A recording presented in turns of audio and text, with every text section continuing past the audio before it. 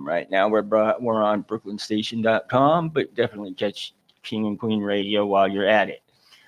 All right, let's see. I had the show pretty carefully prepared, but naturally I came up here from my meditation stealing hemisync, so my frequency seems to have caused some malfunctions. Meanwhile, we will go through the show. I have a pretty good show for you this evening. It included a lot of research. First, let's tell you what's going on with King Queen Radio and BrooklynStation.com because I know you all want to know. All right, so Saturday we have the dance parade. Highly recommend coming to see it, and you will see us with our three DJs. We got our own DJ Sean S. We also have DJ Chris Lewis, and we have Herbert Holler. Woohoo! And we will have dancers. Now we finance that out of our own pocket, so we do have a GoFundMe going. It is on our website. So if you go to brooklynstation.com or kingandqueenradio.com, you will see the link to donate money if you would be so kind. We are also seeking sponsors, guests for the show, and even if you want your own show. So you can either call if you want to speak to Sister Dobong, you can call 718-253-7273. For advertising, you can either call that number or you can call me, Shay Bernhardt, at 929-694-8741. And I will post a thing that you so people who later on in the show for people who would like to write those numbers down. Now, let's see. So the show tonight, and basically, to recap for everybody. Last week, basically, I read a top secret paper that had been caught in leaked in back in 1979 from being caught in a copy machine at Boeing, and somebody bought it at a surplus sale and found it jammed in the copy machine. In this paper, it spoke of a rather long-term strategy of a small number of people that create a shadow world government, basically high power, the powers that be, the people that truly call the shots. Now, one of the things I like to point out as far as the start of this show, you notice I had Mr. Schweikart there speaking, and you know, this is kind of one of those things because it's not all politicians that are bad. I mean, don't get me wrong, ain't nothing more useless in politics because it's a dirty business. So there's no such thing as an honest politician. They get eaten alive. But this man, what he's talking about, he's obviously upset, and so not all politicians are bad, but we have some bad actors, as he said, and they basically there's no point in us focusing on that though. But you need to be aware that there's something going on behind the scenes that not even he knows about, right? It's a hidden agenda, and it is in our best interest if we defeat that hidden agenda. And the best way to defeat that hidden agenda is, back in the day, I thought it would be like things like revolution and stuff like that, but it's not. It's worldwide awakening. See, because it is really through the mechanism of worldwide awakening.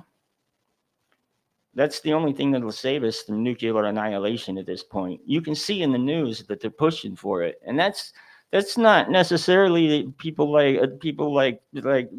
Schweikart there, and that. Oh, by the way, you notice nobody was listening to him, which is too bad because I read the congressional budget outlook that he speaks of in this later on in the speech there, and he's not lying, and nobody's listening, which is too bad. I feel for the guy because you can see he's concerned, and a lot of what he's concerned about has to do with disinformation, and so my job as a shaman is, or in other words, a spiritual guide. My job is to somehow, some way, help lost people come in contact with an understanding of the spiritual world, help those that are lost touch the divinity. And in this day and age, that's not, it would be bad enough if I was just dealing with a small tribe, but it's like I consider the world my tribe. I've been drifting for 20 years. I don't have anywhere I consider home except the world itself. And y'all are my brothers and sisters. So, that's a heavy burden to take because from the level of understanding I have, I see a lot of lost souls and a lot of, not a lot, everything that we are being taught goes totally against what our ancestors believed.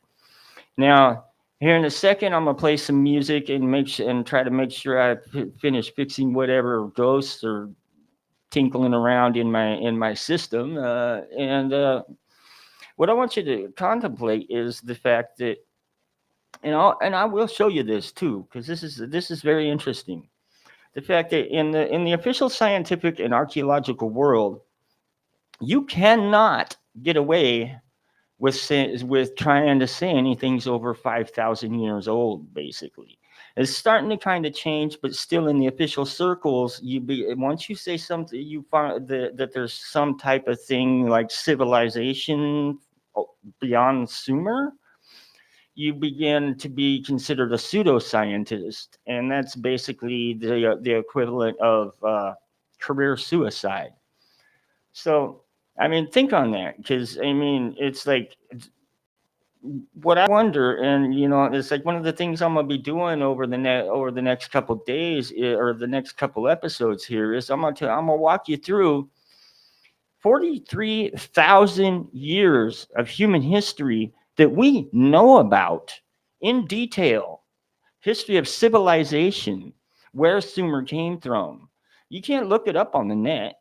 I mean, you might find like vague references, but really, if you try to look up anything like 43,000 years of human civilization on the net, you're just going to get referred to Sumer.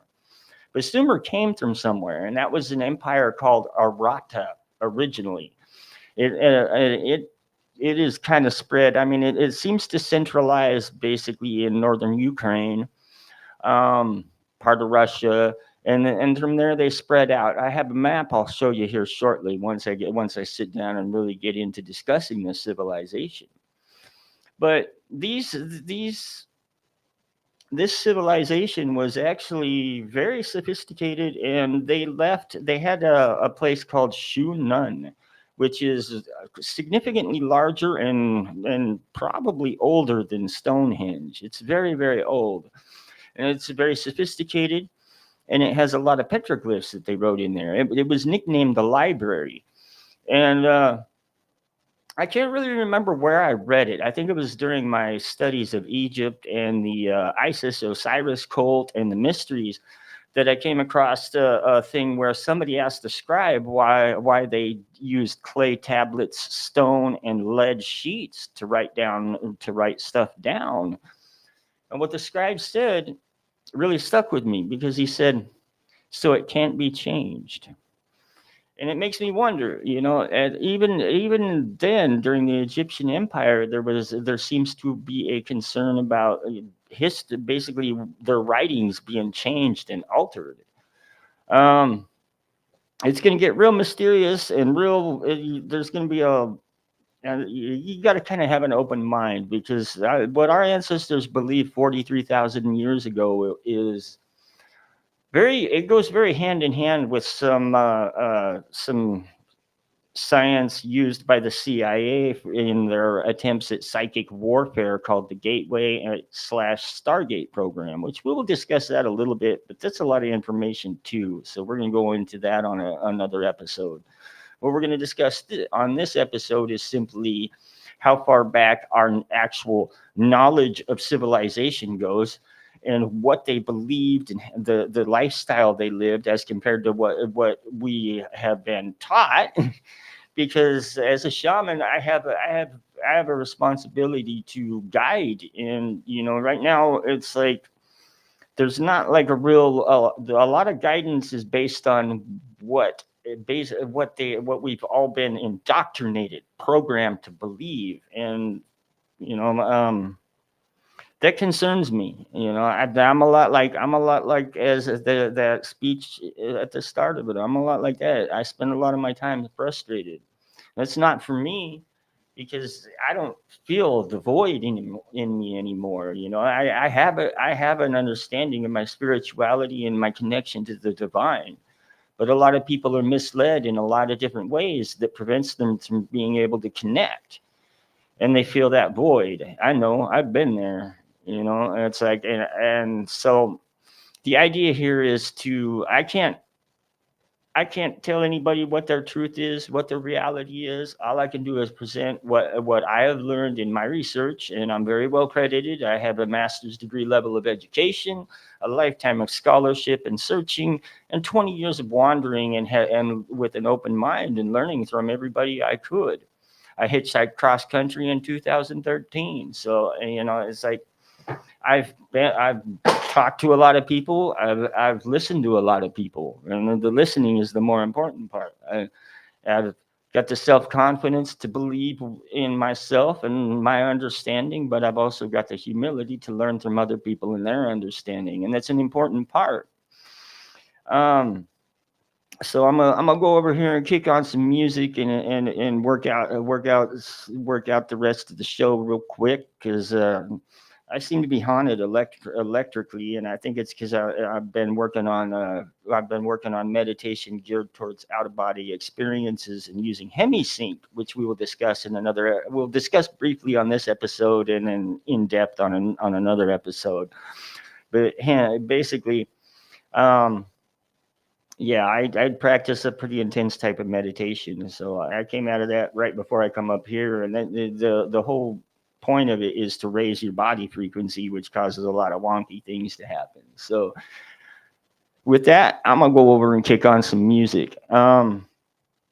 Again, you're listening to BrooklynStation.com, which is a multicultural station, and of course, then you got your Afro-Cuban and you know, some house and stuff like that at KingandQueenRadio.com. Give us a listen, tell your friends, and let me kick on some music.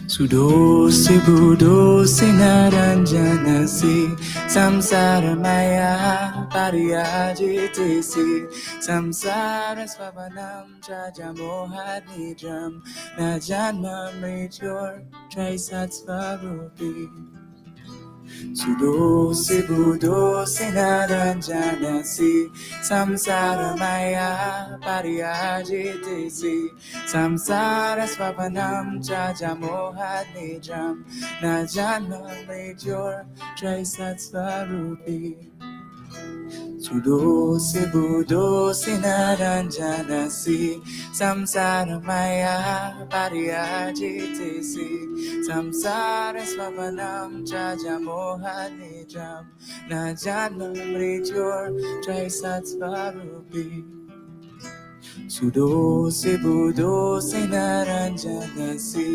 samsara maya pariyajitesi samsara swapanam chajamohat nidram najanma mrityor trisat svarupi You are forever pure, you are forever true, and the dream of this world can never touch you. So give up your attachment and give up your confusion and fly to that space that's beyond all illusion. You are forever pure, you are forever true, and the dream of this world can never touch you. So give up your attachment and give up your confusion and fly to that space that's beyond all illusion. You are forever pure, you are forever true, and the dream of this world can never touch you. So give up your attachment and give up your confusion and fly to that space that's beyond all illusion. You are forever pure, you are forever true, and the dream of this world can never touch you. So give up your attachment and give up your confusion and fly to that space that's beyond all illusion. Sudosi budosi naranjanasi samsara maya pariyajitesi samsara swapanam chajamohat nidram najanma mrityor trisat svarupi Sudosi budosi naranjanasi samsara maya pariyajitesi samsara swapanam chajamohat nidram najanma mrityor trisat svarupi Sudosi budosi naranjanasi samsara maya pariyajitesi samsara swapanam chajamohat nidram najanma mrityor trisat svarupi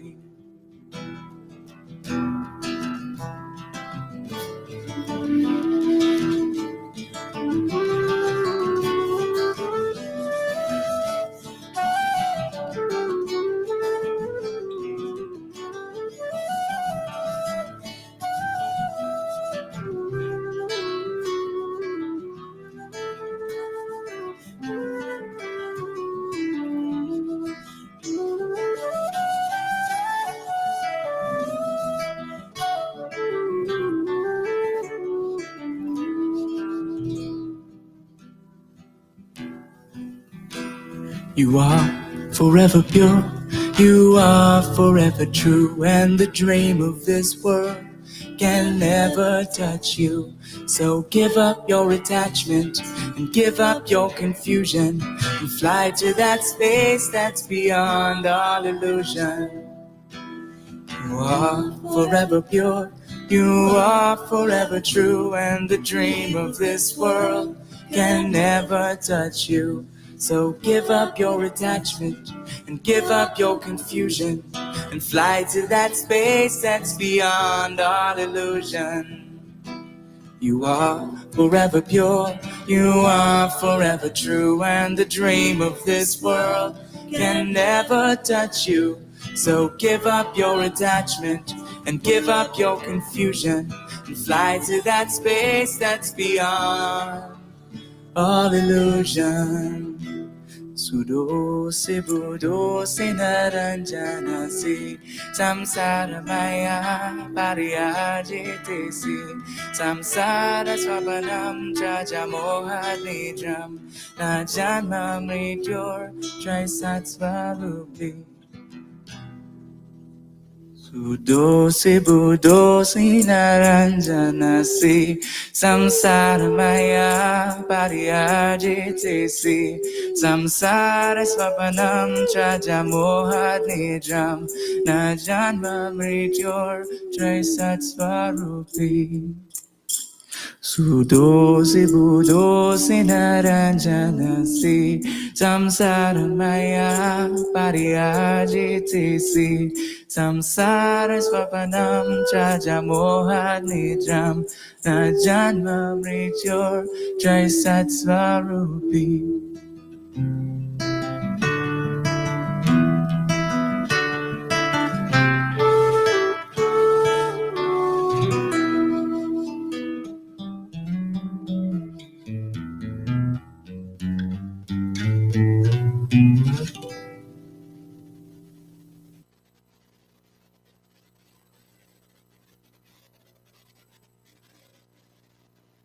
Up there we go. We're back. Okay, so now I think I've got everything taken care of. I'm kind of actually getting used to this whole thing with the technology and malfunctioning around me.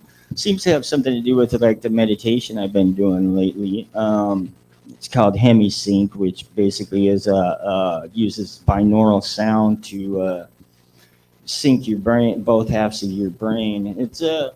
It's actually an interesting effect because it puts you in a meditative state by sound rather than, say, for example, trying to reach it through silence. Yeah, I don't have a lot of patience, so yeah, I heard about it when I was reading the documents on the CIA Gateway program, which, like I said, we will go into it. Right now, what we're discussing is the Arata civilization, which is basically originally the petroglyphs that they were reading went back something around the lines of 22,000 years, but then eventually they figured out that it was about 42,000 years old, which is pretty old. Now let's see. Let me show you. Let me show you. Let me show you the map of like where these guys, the area these guys covered, which should be somewhere around here. I got do a lot of research for these shows, but it's like really hard to keep everything like organized because I go way overboard. But there's a lot of information I'm trying to get across to people, and that's the problem with it is there's so much that's been kept from us.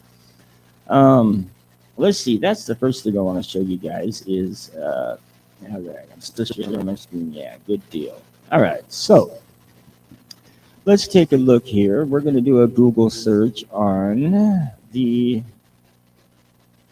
oldest human civilization. All right, so we got the Mesopotamian, which is Egyptian, Indus Valley, and Chinese civilization, right? Was their civilization 10,000 years ago? Emerged in the others beyond the proto-urban settlements, which proto-urban means like basically they were pretty primitive, right? Um, it turns out that's very inaccurate. They're not primitive. They weren't primitive at all. And as a matter of fact, they found that basically speaking, it boiled down to they had a sort of sophisticated water system that would go underneath their huts to provide both air conditioning and they also had a style of heating. They lived in huts that basically had running water. So now think on that. 42,000 years ago, we had running water in our huts and air conditioning, central air conditioning, which we still don't have here in New York. Um, no, I mean seriously, in order to really find this information, because nobody's writing about it in English. However, they have been writing books about it in Ukraine, in basically your Slavic languages, which I cannot read. So I eventually found two people that did a seminar on it, Heather Lee and Tim Hooker. And so a lot of my references for all of this, I had no choice but to go to them. Um, One of the things I found impressive about them, as far as their sources of information and their credibility as academics, is the fact that they had a deep and rather obvious love for the work they were doing. They were studying this civilization because it blew their minds, and they very much became attached to it. Now, it's a common misconception that we're taught that we only have five senses, right? But we have more than five senses. Like, let's see. Let me look up. Let me look up. If you take writing in college, they speak of pathos, logos, and ethos, right? These are basically techniques you use to form a connection with people, and it's like the definition. Logos appeals to the reason and logic. Ethos appeals to the speaker's status or authority. Basically, ethos obviously traces to such words as ethical and ethics. All right, so ethos would be how genuine the person is, and then you got pathos, which is basically emotion.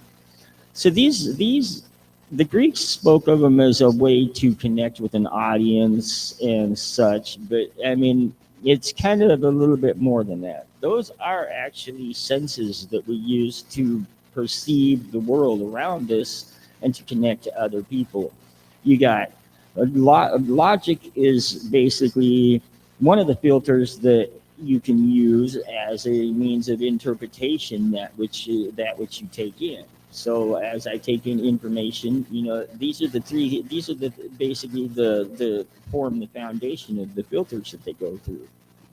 Now, these senses, as I call them, allow one to feel things like you got pathos, which is more towards the female side, and logos, which tends to be more towards the male side, right?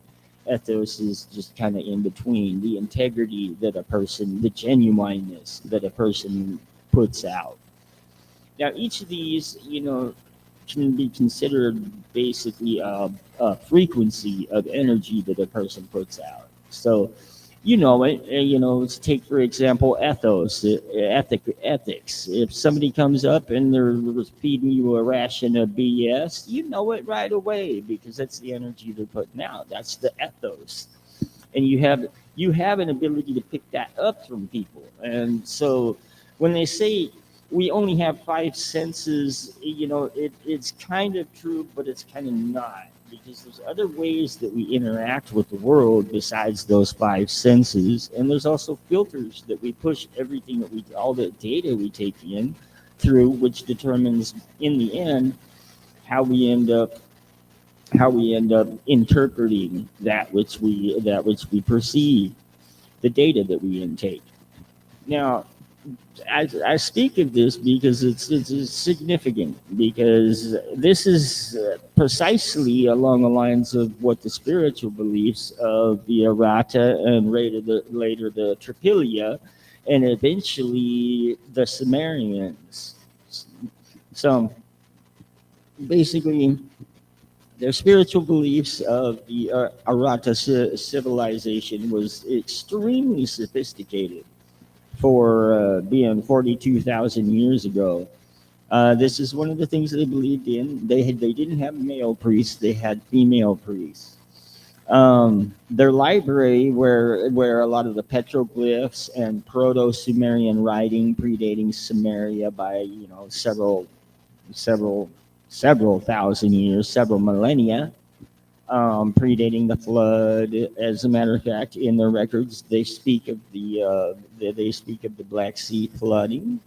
So they weathered the flood, and they had an empire that spanned. Let me locate my map real quick so I can show you this, because it's pretty impressive, really. And what makes it impressive is it's from the since it's basically petroglyphs that are fairly easy to make out, combined with Proto-Sumerian writings. So the writings close enough to Sumerian to where they've been able to actually decipher a lot of it. Um, it's definitely it was called this place was called Shunun, the library. And, it was basically a library where people wrote what they wanted us to know in stone, and they left a lot of details. They spoke of literally precisely where they sent their different people. Let's see. Let's take it. We'll show you a map right here, real quick. Let me boot this up. All right. So we got this map, which doesn't seem to be cooperating. All right. Yeah, that's no surprise. Okay, kind of used to it. Let's switch this over here. But basically, they built an empire because this is we highly suspect one of the civilizations that at least built some of the megaliths, since the Shunun is a megalith. Nobody lived there really, but it's significantly older, quite a bit larger than Stonehenge, and it was an observatory. And here towards the end here, I'll show you a picture of this particular megalith. And I'm not quite going into the megaliths yet because that's a whole nother rabbit hole. What I'm wanting people to understand on this particular episode, and I do have to stop and say one thing, because basically I'm going to be taking everybody down this rabbit hole that's kind of progressive. So, it's like if you miss some episodes of it, it would be highly recommended to go back and watch them. Because we need people to be educated. It's like we'll go into the powers that be and their plots and stuff at a later date, because basically if we learn to find the truth within ourselves, and I can't tell you that truth, I'm just here to show you the truth that I've found, and hopefully that helps guide some people that are confused and are looking for something that makes sense. Because you got to wait through a lot of metotle, as the Toltecs teached it, which is static. There's a lot of distraction, and there's a lot of basically static in the energy field around this world right now. And it's like we're going to get into the why energy is so important and how that really affects us, and precisely there's a lot of physics involved there, but we're not going to have to do any math. Thank God, because after I got done with calculus, the idea of taking physics made me shiver. But we're gonna be discussing some stuff that does go into physics and quantum mechanics. Fortunately, you don't have to understand it. I've spent years banging my head against the wall of quantum theory for just so that I can sit and explain the important factors involved in that to people that don't have ears to bang their head against a brick trying to figure that kind of thinking out, and simplify it so it basically applies to them. Because, I mean, I honestly, I don't know what keyed me to quantum mechanics other than, it's like it was so baffling and confusing and hard to understand that me being stubborn and a scholar, I decided I was going to pound my head against that brick till I understood it, which it's still kind of a brick, again, a brick to the head type of thing. But the gist of quantum mechanics, as far as on the spiritual level, is this: no matter how, the more you magnify solid matter, the less matter is there. So it's basically when you get down to the molecular level, to the point of your basic building blocks of reality, which is what quantum physics is.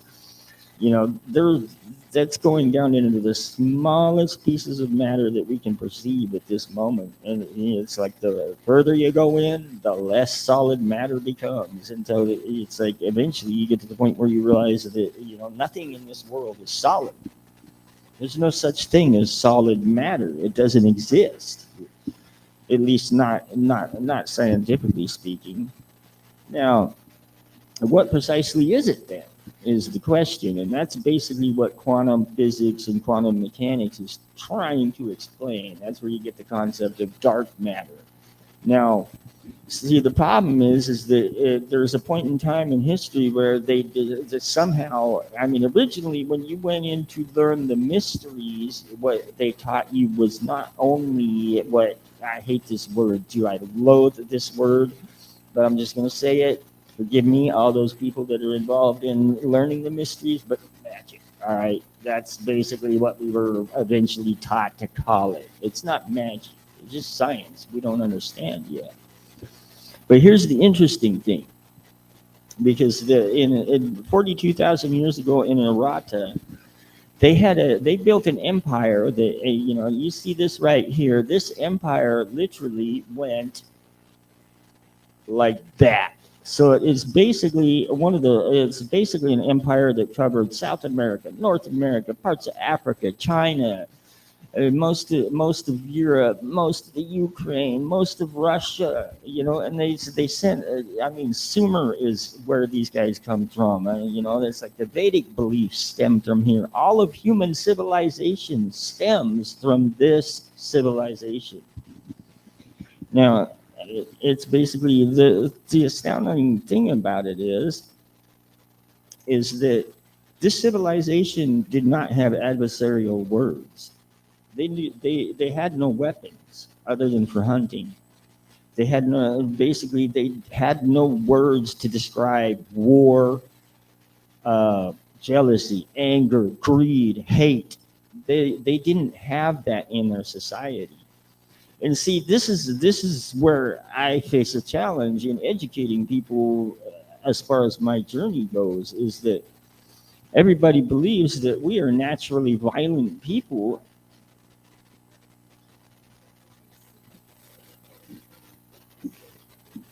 All right, and I guess they censored me again, which happens often. So tune in to, if you're on another station, please tune in to brooklynstation.com, because I will be censored on social media, because the social media is part of the group that I was talking about before. That means Facebook, Instagram, all them. They're going to censor me. It's just how it is. So please go to brooklynstation.com and tune in, and I will continue the story. All right. So here we have this empire 42,000 years ago that spanned basically a pretty good portion of the whole world by the time they were done. And they had no concept of war, and they had no adversarial language. Now, towards the end of the Tripilia, which the Tripilia civilization was basically an offshoot, one of the offshoots of the Errata Empire, right? And basically if you look it up on the web, Rata is still considered a myth in Sumerian a myth in Sumerian mythology, right? Which I mean, mythology is a misnomer anyway. The more I research it, the more I found that mythology is probably just people's attempts to explain what was going on around them at that time. If I bring you if we look back at or go back to what I was originally talking about as far as the scribe and writing in stone, it's like said, so it can't be changed. And they made that library in stone so it could be remembered and couldn't be changed, right? So here we have this empire that somehow peacefully was created that spanned practically the globe. I mean, it spanned a lot further than any of the empires to follow. And this was previous to the flood. And so now, what that makes me do is look at the story of the flood, because supposedly the flood was because mankind was just so wicked we had to be destroyed, other than I guess one family. But I have to ask the question: if we were so wicked, how come we didn't have any word for enemy, or any word for war or murder? I mean, it's like I suspect that basically we are being misled. Actually, the truth is, I don't suspect. I know it for a fact. But I'm going to leave again. I can't tell you what your truth is. A lot of people are going to cling to truths that they understand or relate to, or even truths that don't serve them, because they're afraid of what they're afraid of the unknown. But we each have our journey, and that brings us to another belief that this empire had. And one thing I can tell you is through my studies of ancient manuscripts, it's like a modern science and all the, it's like I read everything, I study everything, and it's like through all my research, one thing I found is that the level of human ignorance as far as what's really going on around us in this world is just staggering. And a huge percentage of it is that separation between the concept of science and, let's, instead of magic, I hate that word. You go to Las Vegas to see magic. This is mysticism, and mysticism is just basically saying working with stuff that is beyond our perception. And in this empire, they believe very firmly in the concept of reincarnation. And what's interesting about that is a lot of people. There's a lot of misconceptions about the concept of reincarnation. So let's clear up those misconceptions real quick, so everybody understands what I mean when I speak of reincarnation. Reincarnation basically is based on the concept that we there's certain levels of consciousness which we could say call self-awareness. Right now there's everybody has the ongoing debate on what consciousness is, but when I'm speaking of consciousness, what I'm going to be speaking of is your ability to perceive reality. All right, so basically we start out as mineral. And that's, I mean, the earth is alive, the universe is alive. And if you don't believe that, look around you. The earth is being, we're basically the equivalent of a cancer to the earth right now. But we didn't used to be that way. And that's, it's like, that's what I'm trying to do is show, I want you all to really think about the beliefs that we started out with before all the madness started. Because, one of the things I constantly ask myself is, it's like they seem to be, there's just this huge push to make sure that anybody that says anything that we lived, any that we had civilization any further than Sumer is basically a laughing stock. And yet we have the, I mean, they found Shunan, the library. I think it was back in the late 1800s, and I know for a fact that it's been over a generation since we've realized that it's like their records go back 42,000 years, and they're very very detailed for their age because they're written in what stone.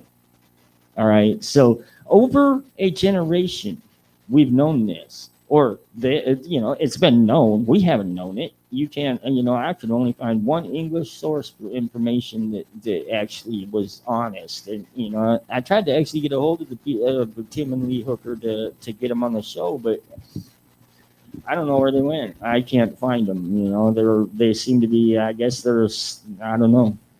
It's like they're pretty much, persona non grata or laying low, too busy working or something. I don't know. They don't really. There's just nobody's heard of anything from them that I can find recently. So it's a pity. Because it would be nice if we could get more information like this here in the U.S. Because we need to know our heritage. This civilization is basically where all of us come from at some point in time or another. They spread all over the whole world. And I'm not necessarily going to say they're the ones that built all of the megaliths, but they definitely were megalith builders. And it's like the tools they were using and all that is just. I've spent a little bit of time studying their tool marks, and I've looked at some of the holes, and I've done a lot of research on megaliths, and we will have an episode that discuss some of the things I've discovered with it, and it's fascinating, really. I highly recommend looking into our past. But anyway, where was I was at, oh yeah, reincarnation. Okay, so through mineral, you eventually basically it will become, you go into the animal phase, and once your consciousness starts to elevate to that, then you enter this phase. And then now once we get done here, which, don't get excited, it's not one trip. And basically this is the drag about it, and this is where like the control of our belief system and the indoctrination and all this constant static we're receiving and the propaganda is really messing us up, because basically it's turning us away from the divinity. It's like the divinity is there. When I eventually go into the more scientific nature of reality thing on next week's episode, you'll see what I'm saying. We are all connected to the divinity, but it's like connection to the divine started out as an experience, as something you were supposed to experience personally, and then eventually it was made so that you had to experience it through an intermediary. So that basically, it's like, and then all of a sudden, all you had to do was believe, and you were saved. And and it's not. This is such an oversimplification that it's self-defeating, because we're here to basically evolve spiritually. And we're very, each and every one of us it has a connection to the divine, because this universe is the divine. It's alive, and we will go into that in a further episode too. The important thing to understand is that it's like what we're perceiving is not anywhere close to the entirety of what's going on around us in this universe, and that's what real dark matter is. It's the fact that the realm of the spirit is right here around us. It's not somewhere distant. It's around us, but we can't perceive it. Thus, it's like the meditation I do is based on being able to start perceiving higher higher levels of consciousness, and there's a lot of dangers to it. And it's like here in a second I'm gonna play a little music and take a break for myself. But one of the things that I want you to understand is that everything that I've been telling you right here, this is what they believe, and it's also what I've come to see as true before I ever really stumbled across this. You know, um, I figured out that I figured out that we were that this hatred and jealousy and all of these negative feelings that are just destroying us, and the closed mind, and it's like the anger. I've always understood, in my heart, that that's not a natural human thing. We don't have that type of malice in us, because it's a learned behavior.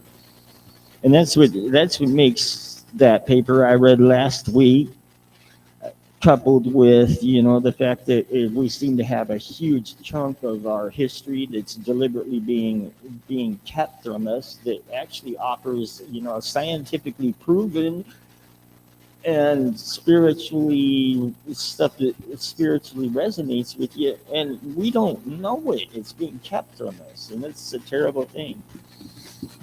For the most part, it's not. And again, let me make sure, I want everybody to understand this, that this is not all political leadership, but it is a significant portion of the ones at the very, very top. So it's like there's a shadow government within all the governments in the world that's working towards some type of end that is not in our favor. But you can't. But there's honest politicians out there. They're not honest. There's politicians that believe in what they're doing, and they're trying to fight. They're basically doing their best to do what their job is, as they understand it. And it doesn't matter whether they're Republican, doesn't matter whether they're Democrat. They're veterans of the quiet war, because that's where the war is being fought.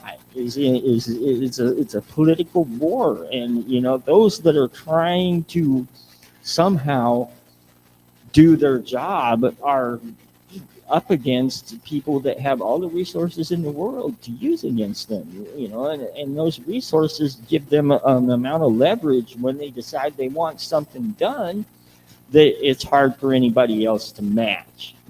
So, one of the things I want you to walk away with before, while I go take a break and play some music for you, is that you know those senses of pathos, logos, and ethos they're something it's an intuitive grasp of the type of energy that a person's putting out.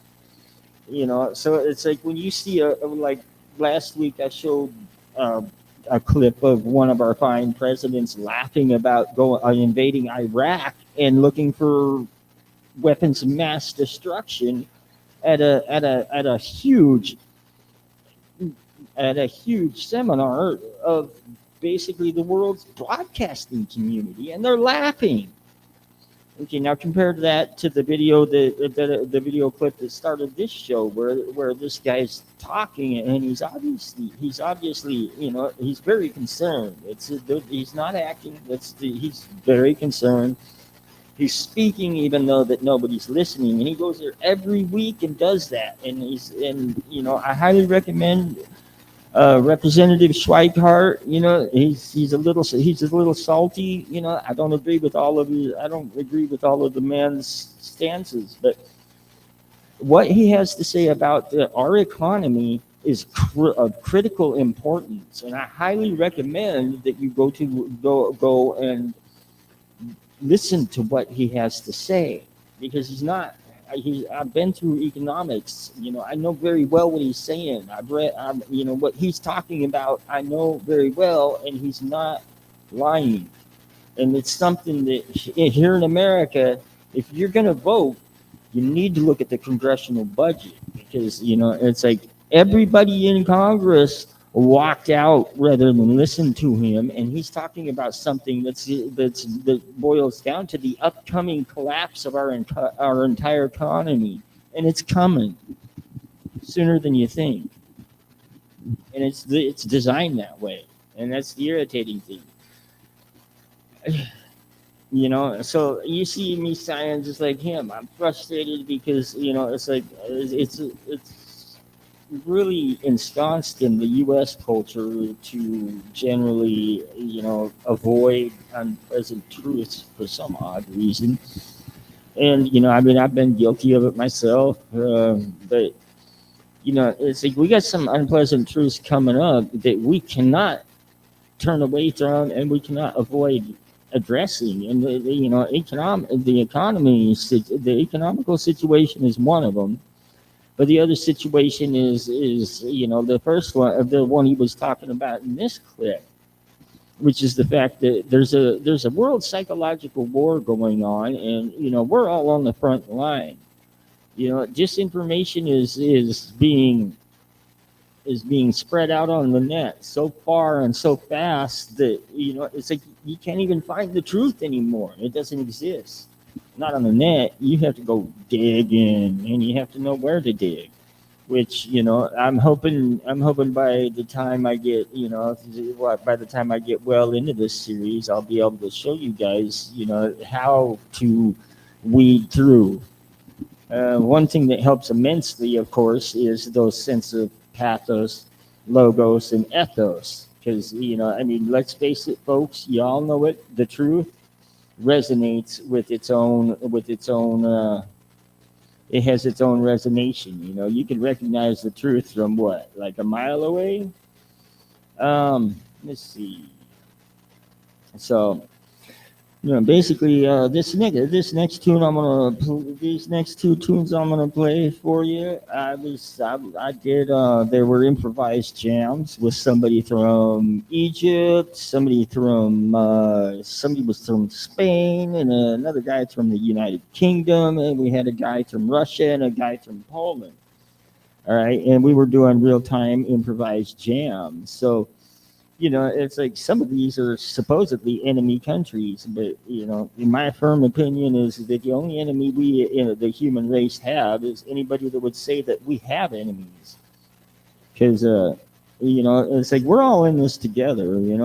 They're pushing for this nuclear war thing lately. And that seems, I don't know about the rest of y'all, but the concept of nuclear war at this point in time in our history sounds like madness. Like, first question is the slipstream is going to die within 5 years, they estimate, which means most of us are going to be really screwed anyway. We're all in this together, and what the hell is a bunch of nuclear explosions going to do to the environment? I mean, it seems to me like we should probably look to Mars for precisely how bright the idea of nuclear war is. So anybody that's pushing for such a mad enterprise obviously does not have our best interests at heart. And this is the thing. I don't really know how many of the core nucleus of this plot to basically enslave us is, but I do know that they use words like benevolent genocide, which offends me to the core of my very being, and is definitely not something any of us want to deal with. So, basically any representatives that speak of things like benevolent genocide should probably not be in office. I mean, I'm just saying, so with that, let's play some music, eh? Bye.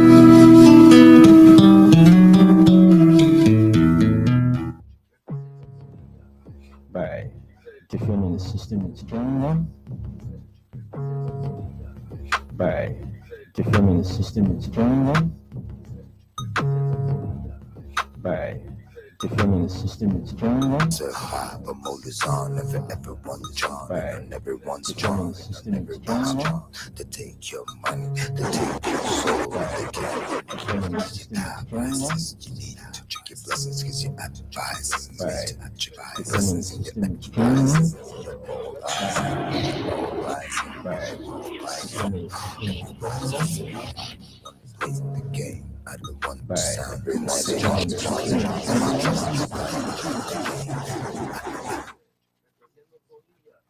Right. Determining system is training. By defining the system it's training on, by defining the system it's training on, by defining the system it's training on,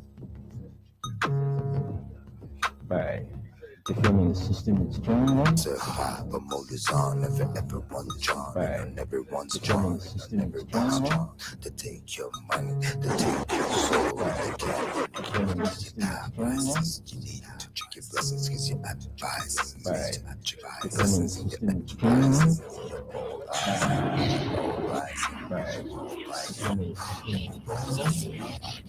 Playing the game, I don't want to sound insane.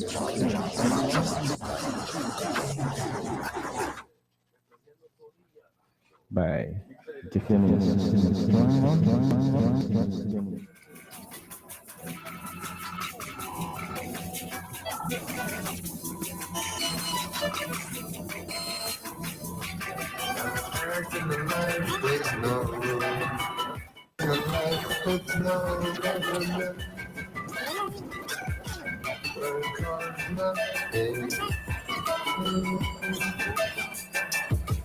Now imagine a life with no room.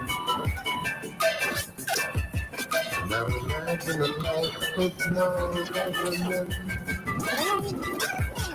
Work hard, nothing. Now imagine a life with no room. Now imagine a life with no government.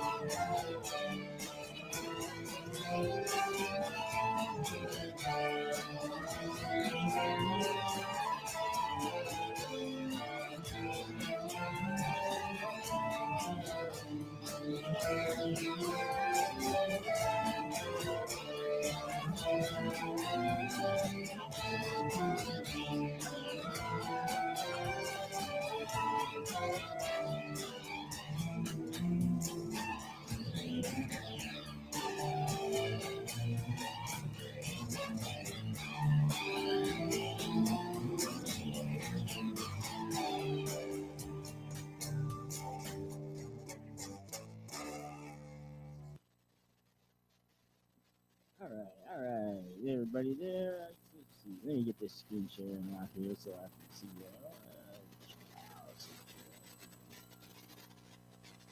Got to let the modern world, Now, one thing I can say is, I mean, I don't know if everybody's noticed, but we're in the middle of a second renaissance, basically an explosion of the arts.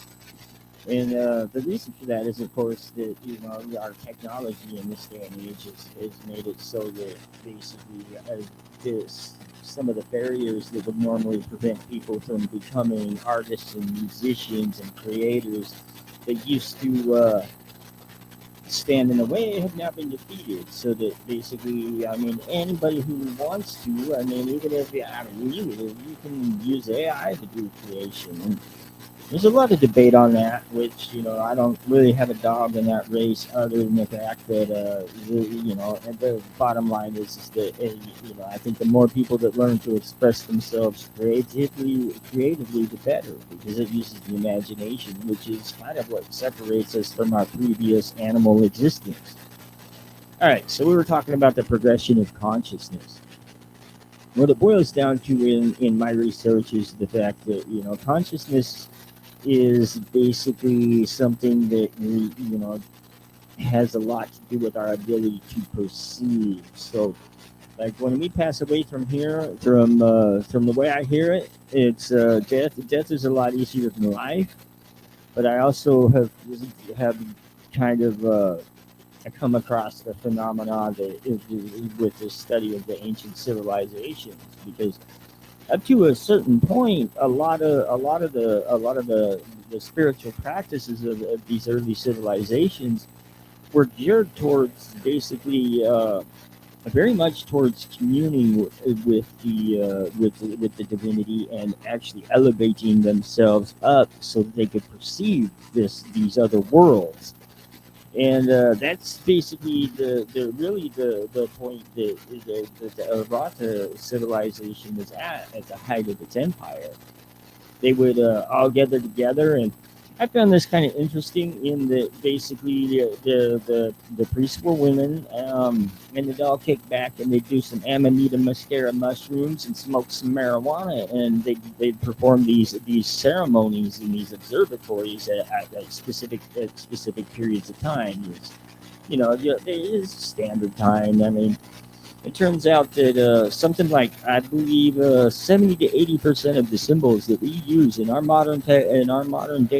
our day-to-day existence, the stop signs, the symbols for, I mean, it's ridiculous.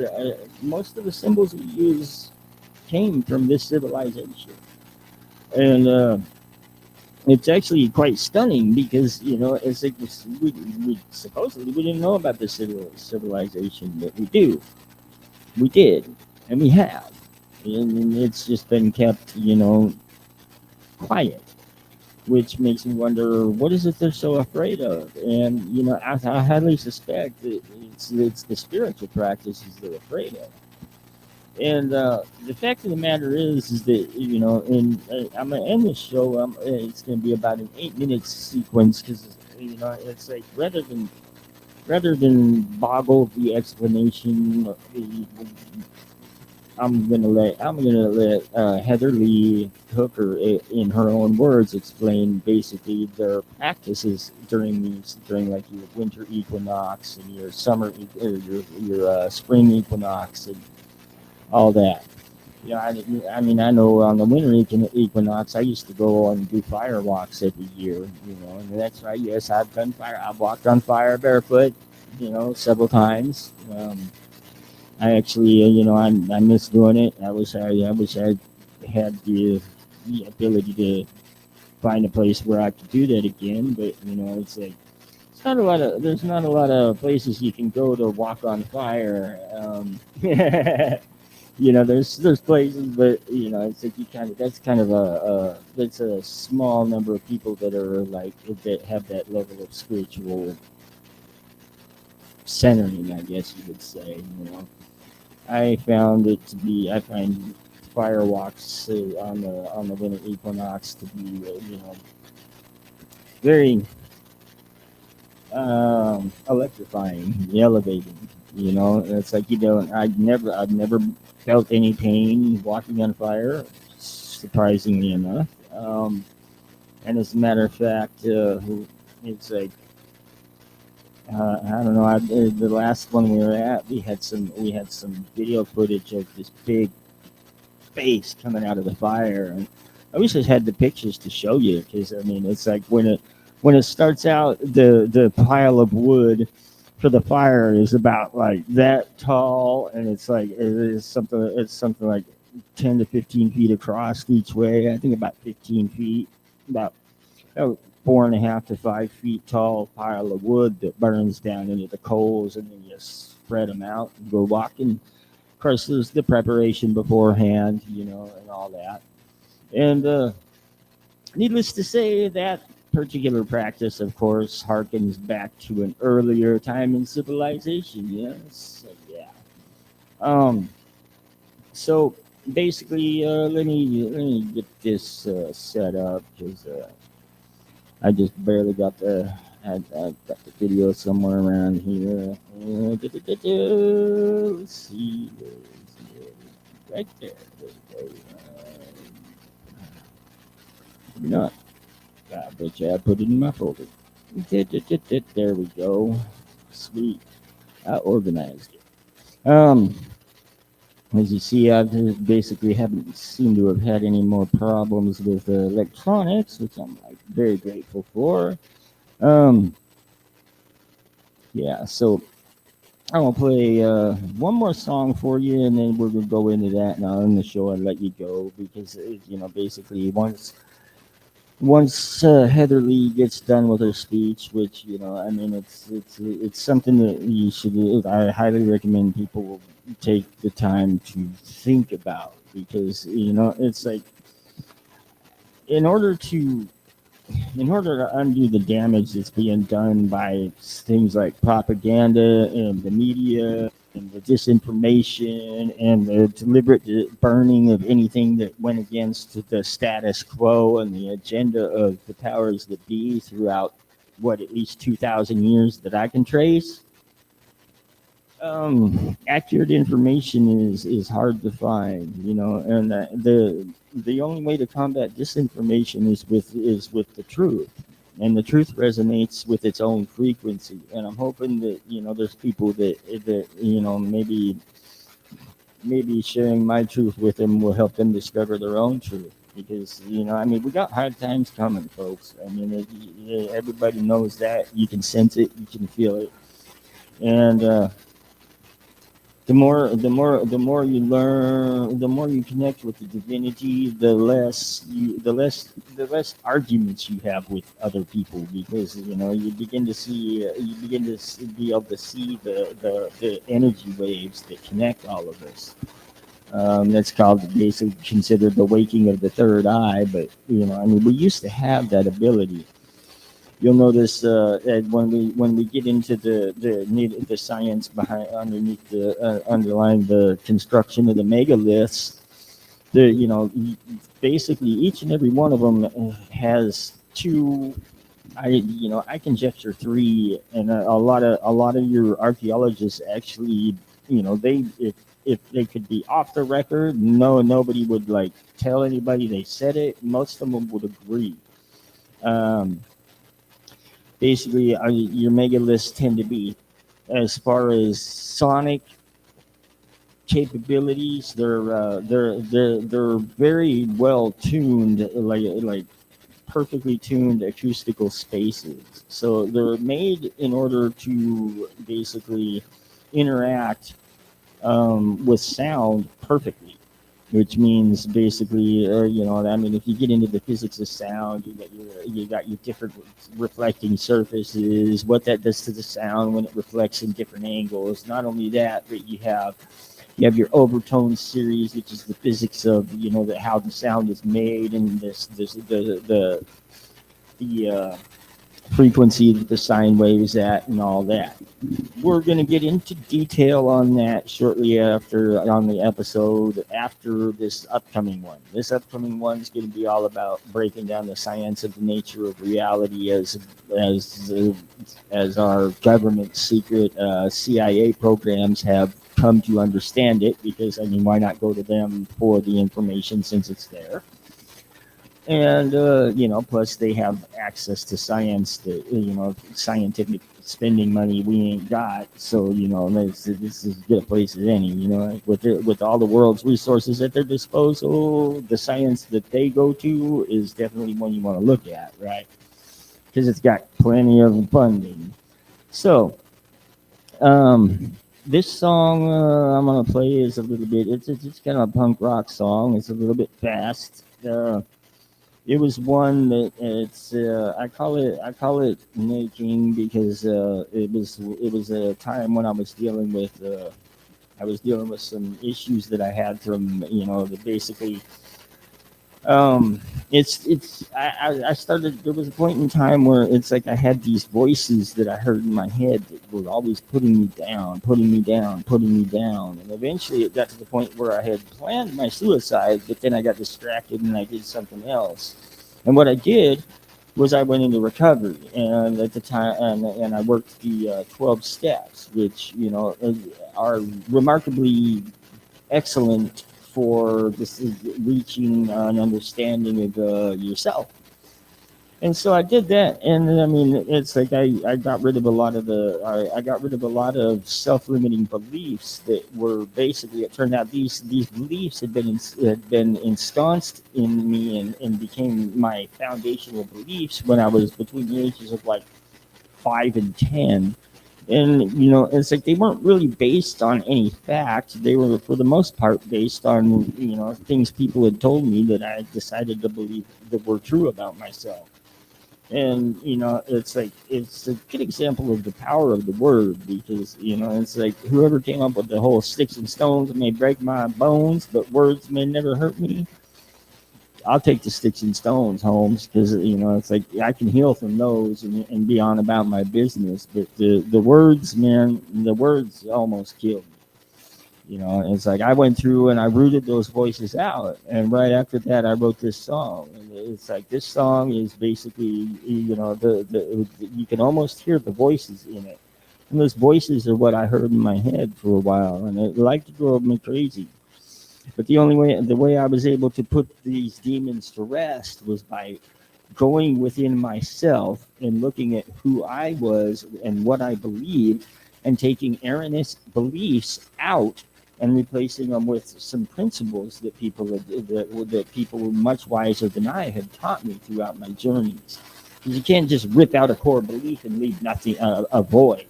You have to have something to replace it with, right? And we're going to eventually get into what I call the universal principles, which is basically the principles that most of your spiritual paths teach.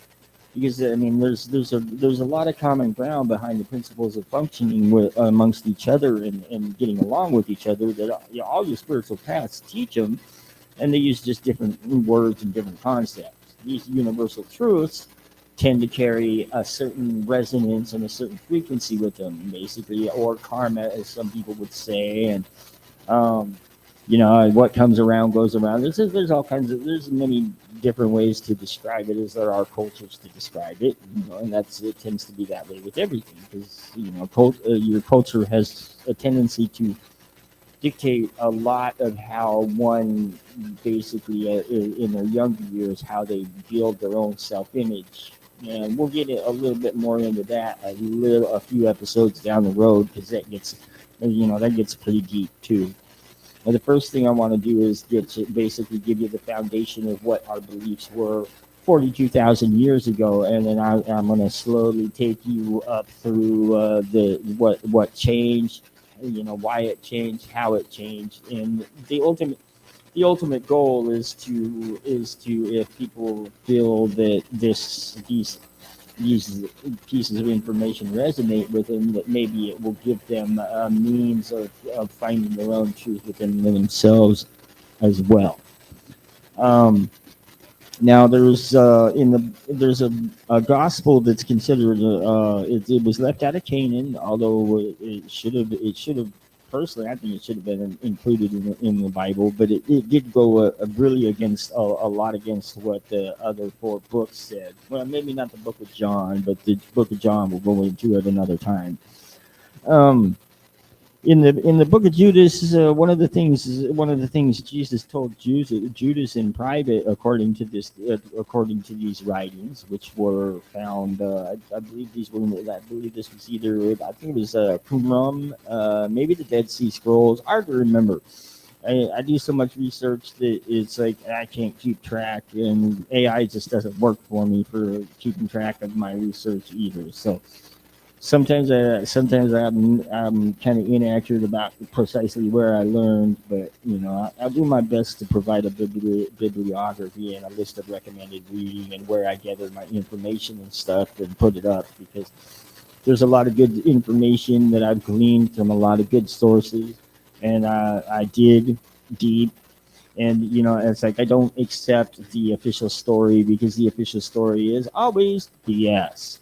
So I do my research and find out for myself, as the beleaguered economic politician was Mr. Schweikart was speaking of. You know, that's what he's urging, is that people should remain cynical, keep an open mind, and find out for themselves before they accept truths.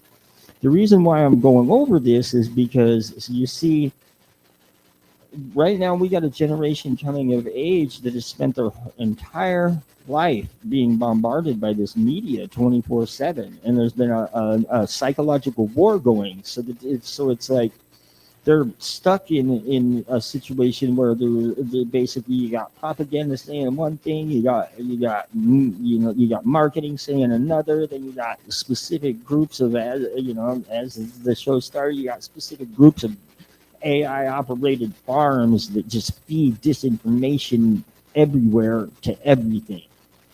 So basically, we're being bombarded 24/7 by these voices, you know, and so it's basically like, I remember at one point in time, because I don't I don't have this haunted feeling like that anymore, because I went in and rooted out the beliefs that were creating this sense of confusion in me, and I removed them.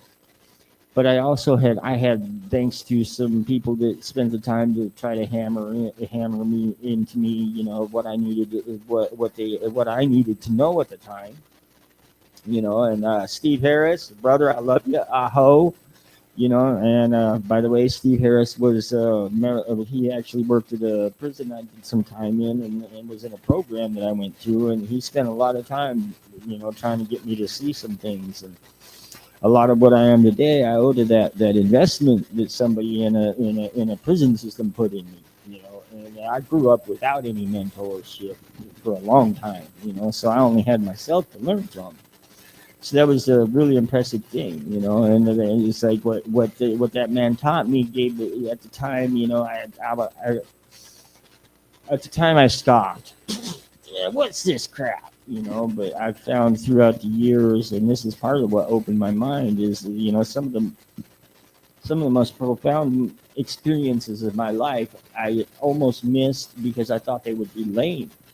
And then I went, and they turned out to be, life changing events. Even though they didn't seem at the time like they'd be anything but some place to like sit around and be bored and wish I was doing something else. And after that happened enough, I started, it started changing. I started keeping an open mind towards things that I would normally think were, I wouldn't normally go to. And from there, that started the progression of keeping an open mind towards ideas that I wouldn't normally entertain. And then it's like it just kind of snowballed. It's like the more open I allowed my mind to be, the more profound the experiences I started having were, and the more the greater the connection I had to people, and the greater my understanding became. So when I read the book of Judas, and it wasn't really all that long ago, because I came up to a lot of my understandings through different sources than your ancient texts, and when I started digging into the translations of your older texts and started really digging into history and I'm talking digging. When I started really doing my research, what I found was that I found it to be actually kind of surprising that it's like through my researches that started over on the science and the science side of things, the scientific side of the equation, and my own intuition, that everything that I was reading in the old text that the ancients were trying to tell us went right along with it.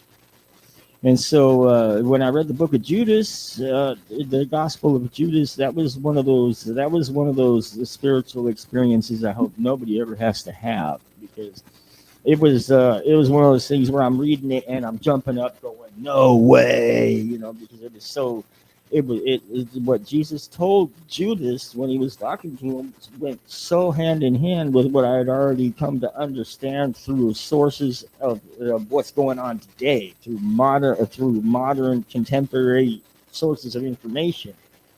Now think about that.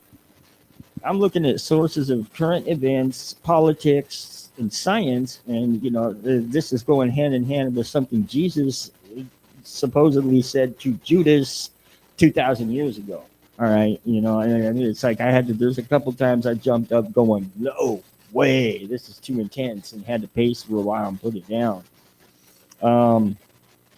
We'll go into that eventually. The next episode is going to be concerning Itzhak Bentov, pardon me, and Itzhak Bentov wrote a book called "Stalking the Wild Pendulum," and he was also one of the people that the CIA went to when they started the Gateway projects to further during the Cold War, further like little psychic warfare thing with Russia.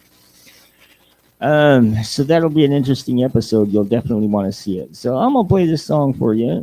It's a little fast, like a couple of the other songs I played, but as a musician, I found that it's like I love every type of music from all cultures except mainstream media. Sorry, I don't watch TV. I don't subject myself to mainstream media for a reason. It's like it's just I don't like being I don't like my belief system being messed with, and I know for a fact that that's what's happening here. And eventually, I'm hoping that I'm able to basically prove enough that people can start untangling those knots that have been put in their belief system the world over that is inaccurate information and holding them back from basically being able to continue climbing the ladder of consciousness. Basically, I want to go home. I don't know about you people, but I don't want to come back. And I'm tired. I've been here 54 years, and it's been 54 years of ass kickings. And personally, I mean, it's like I don't know how many times I've been on the wheel here, but it's like things are getting just. I want to go home and relax with the divinity. I don't know about the rest of y'all, but it's like I think in order to really understand and learn what I need to know about myself in order to do that requires that I basically explore as much as I can of life as possible and evolve and learn and build character. That's I mean the only thing we got that's consistent in this world is an ass kicking, so that must be why we're here. But it's not pointless. Here in America, we have a bad habit of trying to protect our kids from the world, which is baffling because it's a really tough world right now. It's a lot tougher than it was when I grew up. And, the last thing you should be doing is protecting your kids from it. You should be preparing them for it. And nobody seems to, everybody just wants to protect them, protect them, protect them. I don't want my kid making mistakes. Well, that's how your child learns. You can't protect them from the world because then what happens? They turn 18 and you toss them out the door and they're not ready. It's about preparing for the world, not protecting from the world.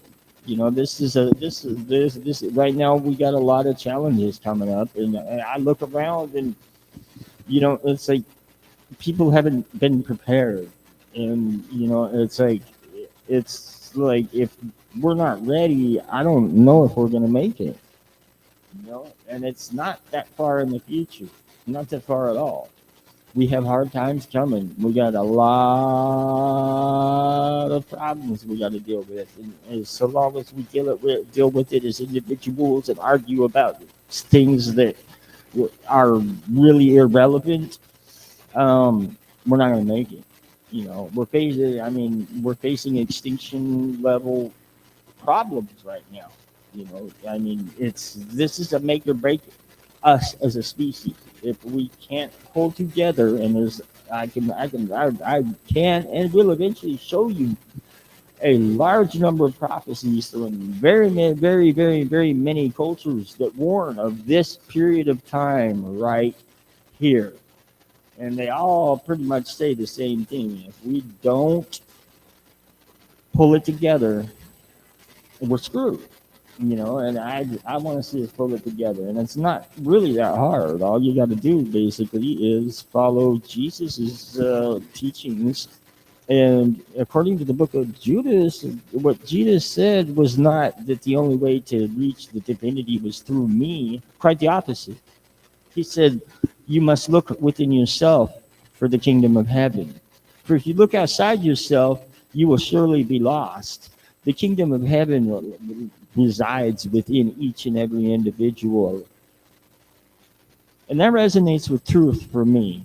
I don't know about the rest of you. Your reality and your journey is your own. But it resonates very much as truth for me.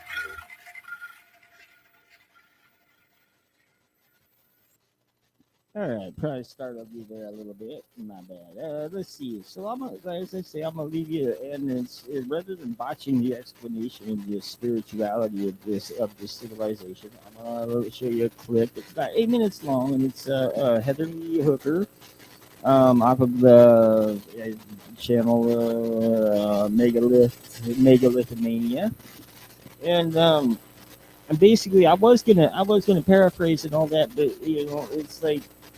I would rather you hear it in her own words because it will give you an opportunity to see the sincerity, the basically the pathos, logos, and ethos, the energy that this researcher is putting out. And the reason I say that is because it resonates with truth for me. I can't speak for anybody else. It's not my place, but it's like it's something that I think you just need to witness it for yourself. So that's how I choose to end the show tonight.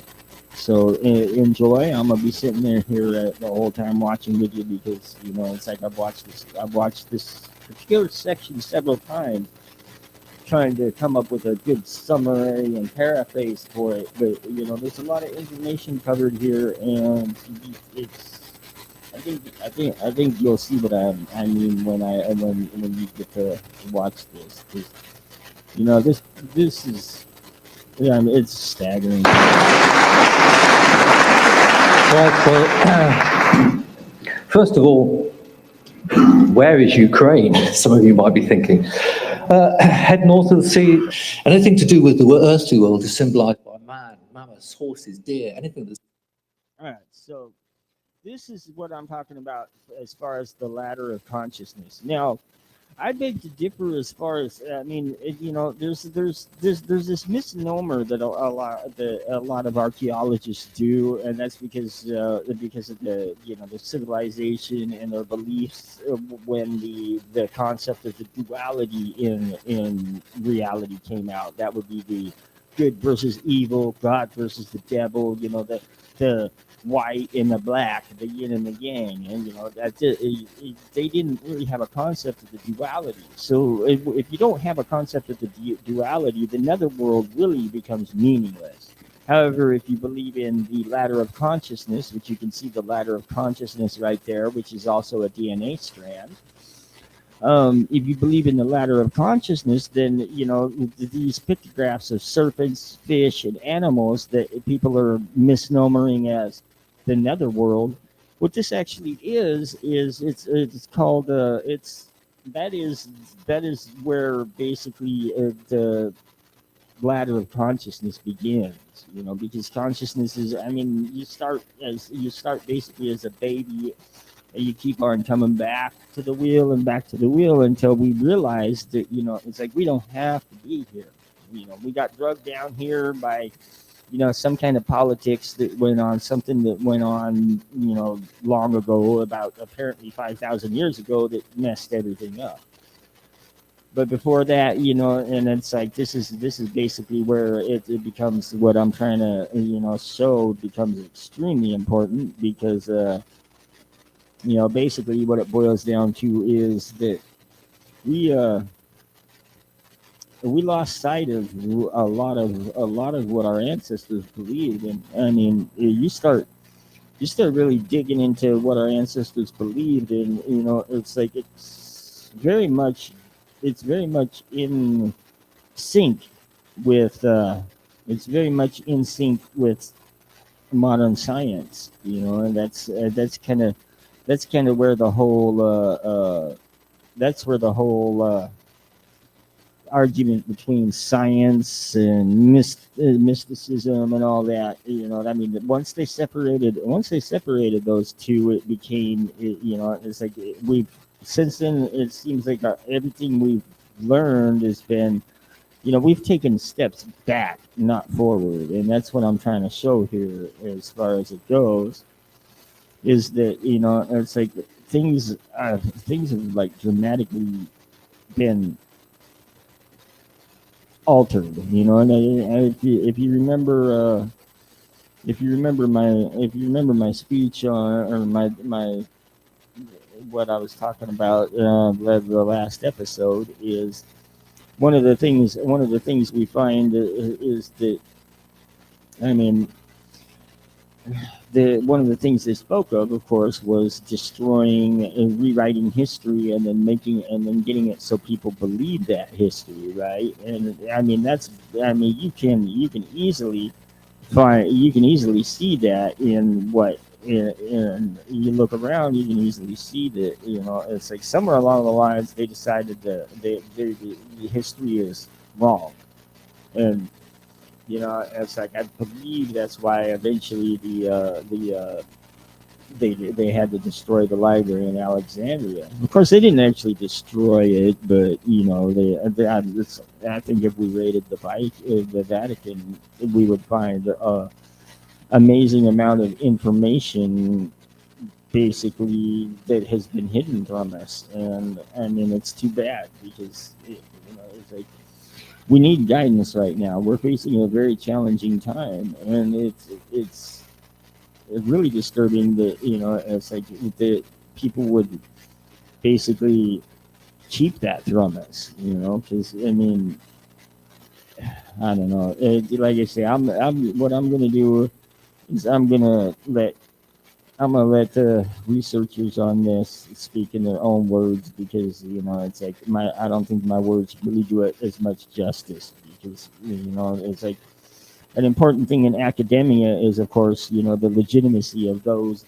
that you're using as sources. This is why I want you to see this 8 minutes of speech, is because it gives you a feeling for the expertise of my source on this, and that the more a person can basically connect with that pathos, logos, ethos, with the source of information, the more likely that source of information is to get past one part of your brain and then into the actual part of the brain that it needs to go to. At Archaeum, because it was a remarkable astronomical observatory. And in this line of megaliths, as architectural pieces. It doesn't look like there's a lot there, but a lot has been drawn out of this. And I'm going to do a direct comparison with something familiar, Stonehenge, to look at the amount of data that has been extracted. And at Archaeum, compared to Stonehenge, we have just slightly more observational data from solar and lunar evidence. But it's when it comes to the precision that we're looking at only 10 arc minutes a degree at Stonehenge and 1 arc minute a degree at Archaeum, very detailed, but it gets better. This ancient observatory is also showing us that these people understood that the pole has gone through various fixed positions over time. They've also suggested the golden ratio, John Martineau's real territory. They have articulated the zodiac here. They were recognizing fluctuations in power. They had alignments to the sun, to the moon, to the lunar orbits in relation to the ecliptic. And they also were showing evidence of axial precession. But what really stunned me is that Archaeum shows evidence of bringing together 2 geometries which converge at a point where the angle of the summer solstice sunrise at this little marker stone is 52.65. And that, remarkably, corresponds to the geographical latitude of Archaeum. It would have been exact, but they are taking the height of the horizon from a local mountain. So, stunning precision. Now, I have here a pentagonal geometry done by my friend David. And it's because the pentagonal geometries are revealing something remarkable. The inner harmonic is the visible material hard part. This is where we exist. This is where we become shape and form. And it's because we are out of phase between these circles that we become visible in this field. It's where we exist as a mathematical energy in a homogeneous system. Archaeum today is still a remarkable place. It's the place where you can actually feel something different in the earth. All sorts of things are going on about variations in temperature, etc. And it's all because of the data that Tim was talking about, that these mantle channels. And it's evident that priests were choosing these areas very deliberately to do something. So because of all the phenomena, it's hardly surprising that today Archaeum is the #1 destination in the world for psychic tourism, because people love the feeling of just sort of floating, feeling disembodied. But what we think this was for is that people were actually tapping into something, tapping into a higher consciousness, into this electromagnetic energy at these sites. And Archaeum was not on its own. There are at least 20 other towns in this area. I actually think they weren't towns at all, that they were just places to go to for something to happen. And there seems to be a relationship between the shape of the sites and an axial relationship with what's going on out in the skies. Now, Tim said to look out for that Kurhan that you saw earlier, because what I think we're looking at here is a chambered cairn. And we know that chambered cairns were used for healing purposes. And in the text, it talks about them renovating body organs in structures like this, according to the principle of collective cells, like a beehive. So it's as though they were incubating people for healing. And because we live in a world of vibration and resonance, which can slip out of tune, they seem to bring us back into phase, making, from taking us from sickness back to health. So the sages and the priests of ancient Ukraine seem to be mastering bioenergetic field technology. Another thing that I think they were doing was healing people in a different way, doing it in a communal way. And what I'm suggesting is that one of the structures they have there, from all the concentric timber posts, was that they had an amphitheatre. And we know that there was a link with amphitheatres being associated with healing, because at Epidaurus in Greece, at Gand in France, as well as the famous Kolos Circle or the wooden Colosseum, that they practiced healing. And it's as though they are a bioenergetic temple for either curing people or from preventing harm to the body. And this was produced through the collective mind by using a resonant technology, rather like cymatics and Dr. Hans Jenny's work in recovering this, which was imprinting geometric patterns on the mind to bring it back into phase.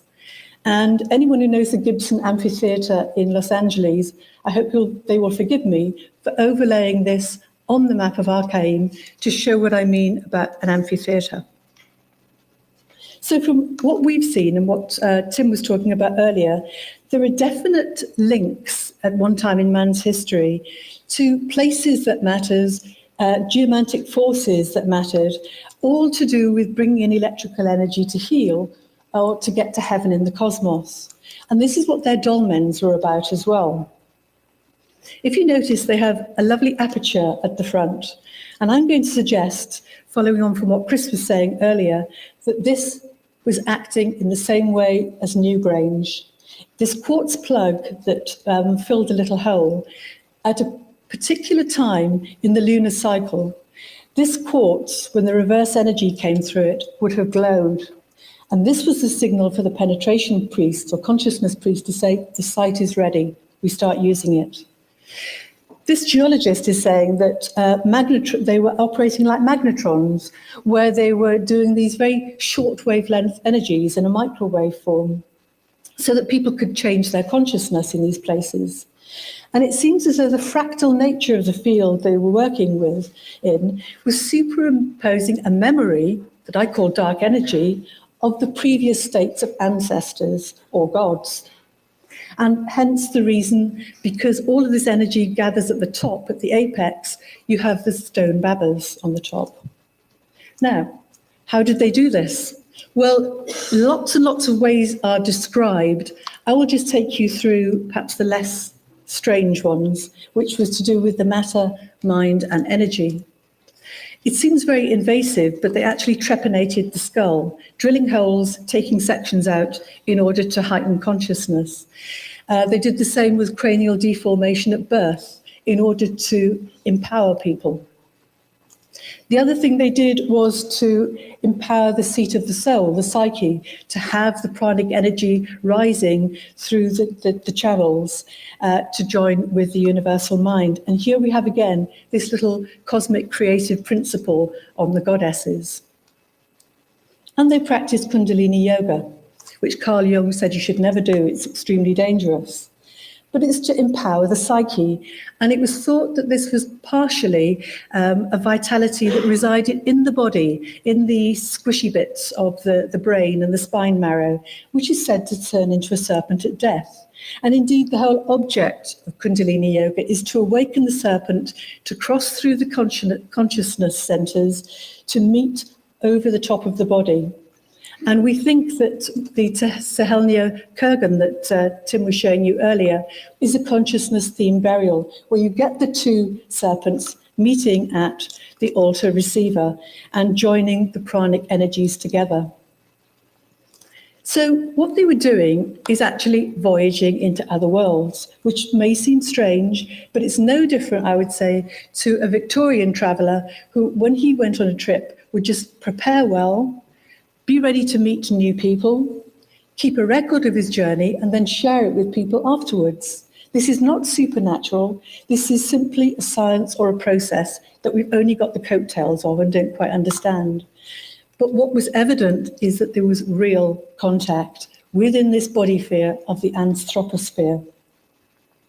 This is the realm where man could travel from the Vedic earthly Yavi into Navi, the Vedic realm of death, and come back again. This is a living person having communion with the ancestors. And he did it by prepared intent at the altar receiver within this field that goes by the name of information, bioenergetic, inerton, whatever. It's even God to some people. So in this fertile garden of Eden, this harmonic point of absolute beginning in pure consciousness, man was able to meet his ancestors and his gods. This is the only place where he could drink the sweet water of the source. This is where he received the radiant intellect of the ancestors. And Chris was saying earlier, What was it that triggered people out of that Paleolithic mindset? I think it was because they found a way through to this universal consciousness. This is what the Neolithic revolution was. It was a revolution in human consciousness. And it was realized through reaching Eden. And Eden is a concept. It's a metaphysical realm of pure consciousness. And I make no apologies for ending up with Stonehenge. If it's really part of Errata, then it sort of fits the bill. And here it's been overlaid with Da Vinci's Vitruvian Man and a couple of 7 and 17 geometries to focus in on the center. Because when man and geometry come together, something seems to come through those little gaps, those little interstices, these geometric patterns that are made up of vibrations and frequencies and resonances within this field. And it's as though Leonardo understood and knew this, because there's such a beautiful fit of the measure of man uniting reason and uniting belief to universal higher consciousness. So the man here is representing universal humanity, materializing through and from the mathematical energy of pattern, showing the perfection of the universe. So man hasn't invented numbers, he hasn't invented geometry, he's a consequence of them. And geometry is not related to creation, it is creation. So, to answer the question that Megalithomania poses every year, what were they up to?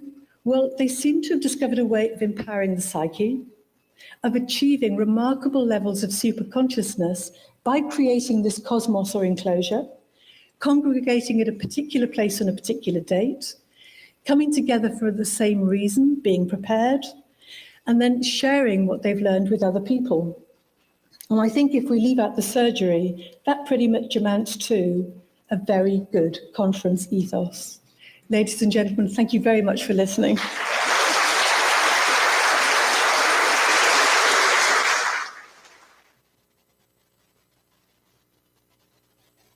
And it's as I say, I could not possibly have summed that up better than that. Okay.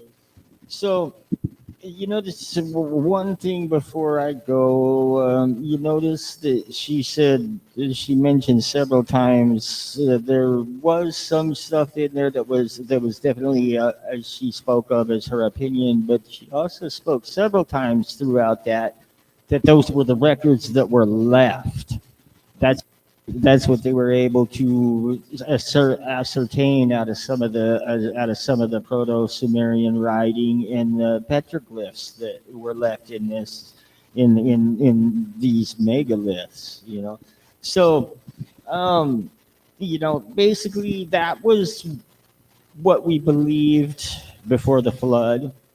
And there was still some vestiges of that in the Sumerian and Egyptian culture, but it began to really disappear about the time the Library of Alexandria disappeared, and that's something we're going to go into another time. I think Heather Lee's apt description of our practices and spiritual beliefs 42,000 years ago illustrate my point that as our understanding today of the universe around us and our place in it seems to have been stunted compared to what we knew 42,000 years ago, and it seems to be deliberately that way and is continuing,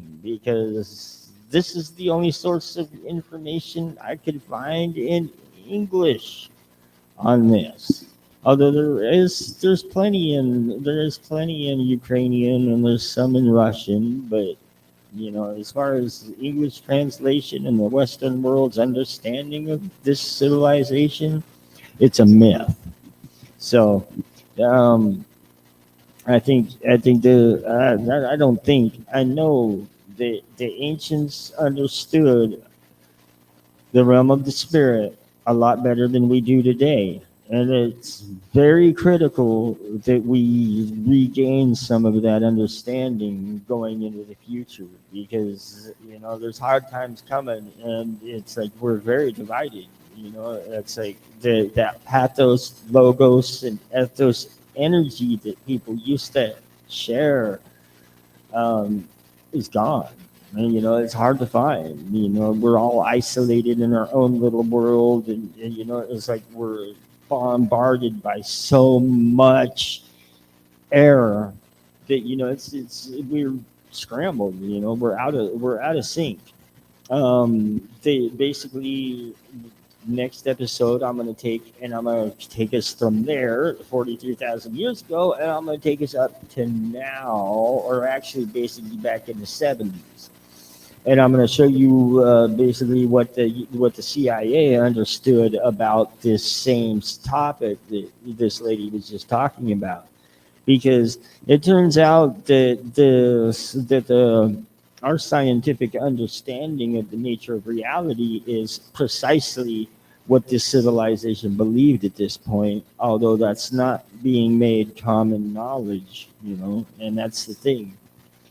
We are being diminished deliberately, and there's going to be a time when I'm going to go back to what I think is what I suspect is going on and clues throughout our ancient texts and our mythologies. But I'm going to leave you with one last thing, and then I'm going to call it a day. Again, you're listening to BrooklynStation.com, which we also have KingandQueenRadio.com. 24/7, good music on both stations. One's multicultural, one's more towards like house and Afro-Cuban. I highly recommend listening. We got a show tomorrow night with the DJ Boo, and then Thursday we got Shan, and then Saturday we got the dance parade. Woohoo! Other than that, let's see. Tomorrow I'm heading to the thing at the city hall for the dance parade, concerning basically they were trying to eliminate the last vestiges of the cabaret law, which made it cabaret illegal. Um, Now, see, the misconception on that is that it was just basically doing zoning on where there could be strippers, but cabaret wasn't stripping; it was an art form. It became stripping as we became less and less able to appreciate the art form. Um, Basically, and it didn't only apply to cabaret, and it wasn't really even about cabaret, because if you start digging into the period, which was back to right before and during prohibition, it was more about basically making it so minorities didn't have a place to hang out, get drunk, and have a good time. And we need to get rid of those old laws like that, because it's like we're all in this together. We all come from a common background, and it's like we all pretty much need to we need to learn from our ancestors, because our ancestors knew what was going on, and very few of us do. And if you're walking around feeling like you know what's going on, then you're fooling yourself. Because I have hardly watched a day of TV in my life, but I've read everything I could get my dirty hands on, and I know nothing. Right? So if you're walking around thinking you know what's going on, you're lying to yourself. Especially if you're basing it on any type of information that we're fed today, because nothing we are subjected to today is accurate. It's all disinformation.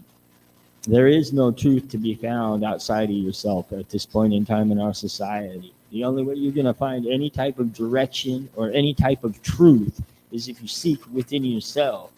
And that means got to have the strength to look at yourself objectively and accept yourself for who you are, which some people will die before they do that. It does take courage, but when you get at the other end of it, man, it's one of the best things you could ever do with your life. For as far as anything else goes, yeah. Remember, dance parade, and we are still looking for whoops, we are still looking for sponsors. We're looking for dance schools or anybody that would like to participate on the float. And we do have, if you look on brooklynstation.com or communityqueenradio.com, we do have a GoFundMe up because we did fund it out of our own pockets. And to support the dance parade. And, it's like it's not cheap to be in a parade, turns out. So, any help on the part of our listeners would be greatly appreciated because you know how it goes. It's like, sadly, money is an illusion, but it's an illusion that you still need to get through in this life, and that's all there is to it. So, y'all have a good night. And next week, what we're going to do is, like I say, we're going to get a little bit more contemporary, and we're going to look at where science supports this particular concept of spirituality, consciousness, and the nature of reality. By doing that, I am hoping I can get, I'm hoping that the information gives people some type of direction to start looking to find their own truth. Because again, we all live in our own reality. I can't tell you what your truth is. I can only tell you what mine is in my experience, and I can show you and I can of course expose you to those I learned from, because it's like you can learn from everybody, but you have to remain teachable, and to remain teachable, that means you have to listen, and you have to actually listen, not listen to your own voice, because there's a lot of people that the only thing they hear when they listen is what's going on in their head, but listen to what the other person is saying, connect with them. Place yourself in their position if you can, So, and again, I'm Infinite Sorrow. I'm here on brooklynstation.com, and I thank you all for listening. For those that listen, I'm sorry about the various glitches. For as long as I don't deal with electronics anymore, I think that's probably going to be, it seems to be a permanent part of my life now. I will tell you that, it's like I practice a type of meditation that stems off of these beliefs that she was just talking about, combined with some of the more modern scientific discoveries for meditation. So, and a lot of that has to do with frequency. And next week we're gonna sit down and we're gonna start really digging into the importance of sound and frequency, because that's really basically what it all boils down to. This is the universe here is basically an incredibly complex song, and I mean I think that's beautiful myself, because when I go home, it means that basically I'm gonna be kicking back, listening to the most awesome music you could possibly ever hear, and I won't have to worry about none of this crap no more. The thing is that, I think this is probably going to be my last time at the wheel, and I'm striving hard to get so I can graduate and move on to the next level of consciousness, because things I'm tired. But I want the rest of you there with me. I mean, it's like, there's always that joke about, if hell's got, Jimi Hendrix and all those other rock stars in it, I want to go to hell because that's where the concert is. Well, actually, connecting with the divinity is where the world's greatest rock concert is. So that's what I want to do, and I want you all there with me so we can all enjoy. So take it, like I say.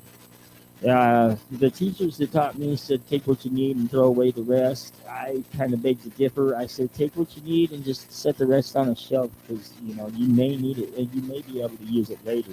And, that's basically what this show is about. Giving you what you need to help you overcome that which would keep you basically down.